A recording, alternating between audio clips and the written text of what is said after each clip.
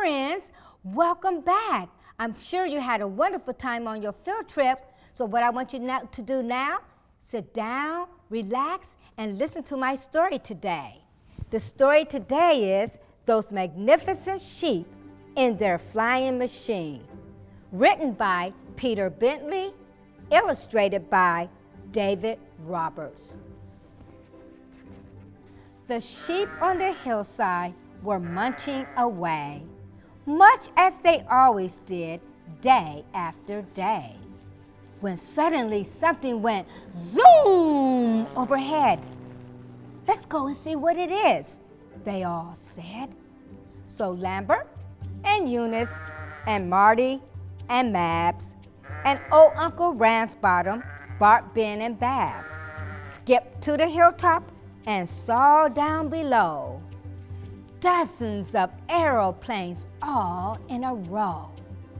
There were men with mustaches and goggles and spats, and ladies in splendidly colorful hats, and jolly brass bands playing pom-diddle-dee. An air race, the lambs cried with glee. A bright yellow airplane stood nearby. How spiffing, said Eunice, to fly in the sky. No one will mind if we have a quick peep. So one by one onto the plane jumped the sheep.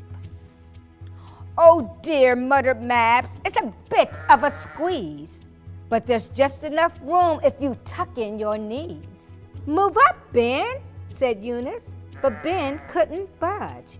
So old Uncle Ramsbottom gave him a nudge, which made him bump Lambert, who bonked into Babs, who banged into Marty, who bashed into Mabs, who beat it, oh bother, and biffed against Bart, who butted a little green button marked start.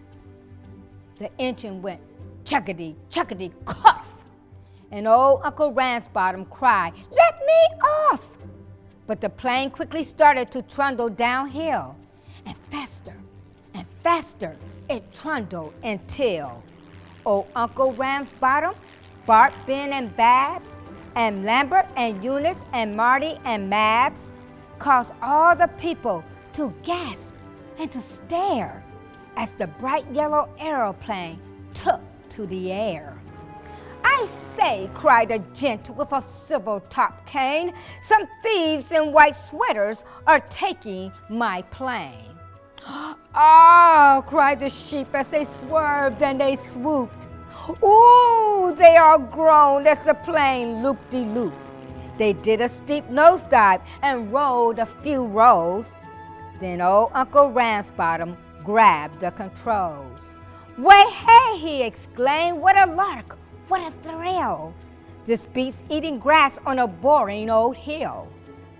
The world is our oyster, he cried out in glee. Let's see a few sights. And they all cried, yippee! They can-canned in France and flamingoed in Spain, till a furious bull chased them back to the plain. They flew over Egypt with rumbling tummies, so they stopped for a picnic and woke up some mummies. In Tibet, little Ben found a mound of spaghetti. He chomped a great mouthful. Run! It's a Yeti! And old Maharaji sat stroking his belly and said, come for lunch at my palace in Delhi.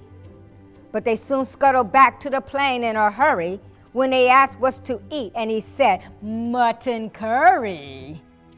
They sat on a log in a Florida swamp, but the log in the swamp wanted something to chomp.